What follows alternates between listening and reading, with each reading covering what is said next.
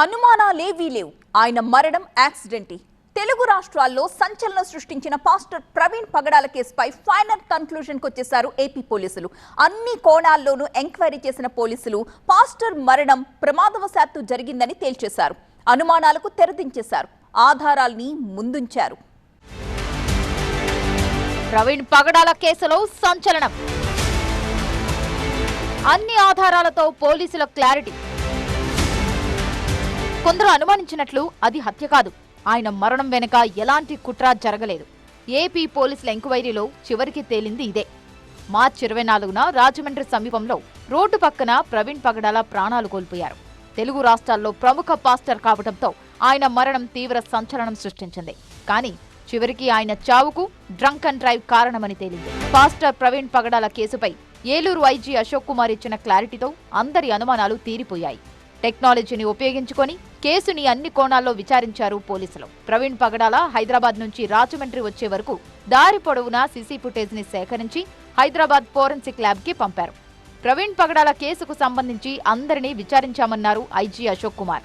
Summary అంతా ఈ technical analysis, physical evidence, oral evidence, CCTV footages అన్నీ మనకు ఇన్వెస్టిగేషన్ ఏం డిస్క్లోజ్ చేసిందంటే శ్రీ ప్రవీణ్ కుమార్ పగడాల died due to injuries sustained in the self-road accident under the influence of ethyl alcohol consumption.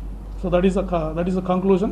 So investigation lo ee vidhanga varu alcohol influence lo undadam valla varu self-road accident cheskoni varu maraniంచడం జరిగింది. This is our investigation findings.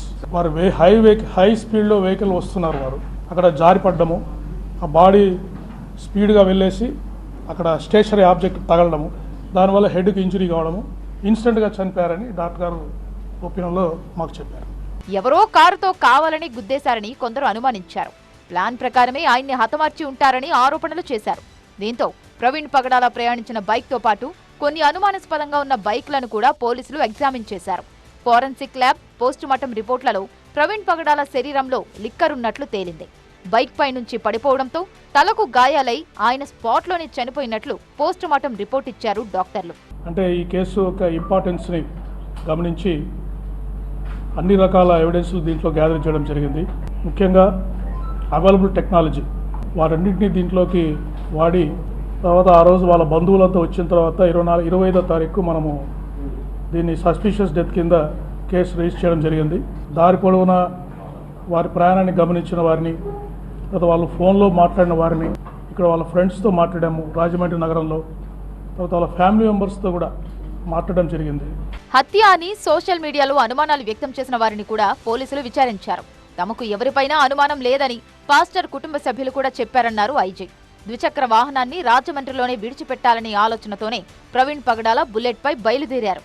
Hyderabad నాగోల్లో, ఆ తర్వాత కోదాడలో మద్యం కొనుగోలు చేసినట్లు గుర్తించారు. జగ్గైపేట దగ్గర లారీని overtake చేస్తూ పడిపోవడంతో బుల్లెట్ హెడ్ లైట్ పగిలిపోయింది. తర్వాత రామరప్పాడు దగ్గర కూడా ఓసారి కింద పడ్డారు. ఏలూరులో కూడా మద్యం కొనుగోలు చేశారు. కొవ్వూరు టోల్ ప్లాజా సమీపంలో అతివేగంగా వెళ్తూ పాస్టర్ అదుపు తప్పి పడిపోయారని పోలీసులు నిర్ధారించారు. హైదరాబాద్ బయలుదేరినప్పటి నుంచి వారు మరణించే వరకు దారిలో ఉన్న సీసీ కెమెరాస్లో ఫుటేజ్ అంతా వారి ప్రయాణాన్ని తీసుకోవడం జరిగింది. అయితే సీసీటీవీ ఫుటేజ్ని ఈ సెంట్రల్ ఫోరెన్సిక్ సైన్స్ ల్యాబొరేటరీ హైదరాబాద్లో దీన్ని అనాలిసిస్ చేయడం జరిగింది.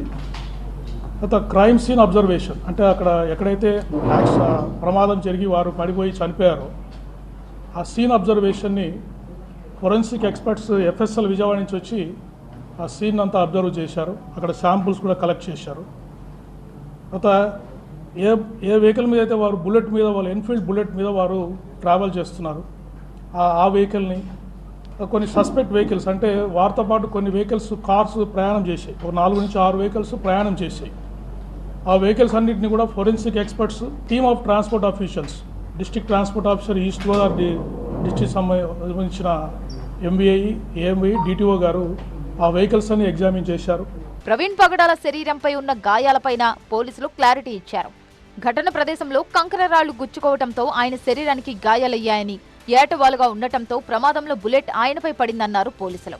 ప్రమాద సమయంలో ద్విచక్ర వాహనం 70 కిలోమీటర్ల వేగంతో వెళ్తున్నట్లు గుర్తించారు. 2 వారాల సమయం ఇచ్చినా ఎవరూ హత్య అనే ఆరోపణలకు సంబంధించి ఆధారాలు పోలీసులకు అందించలేకపోయారన్నారు ఐజీ అశోక్ కుమార్.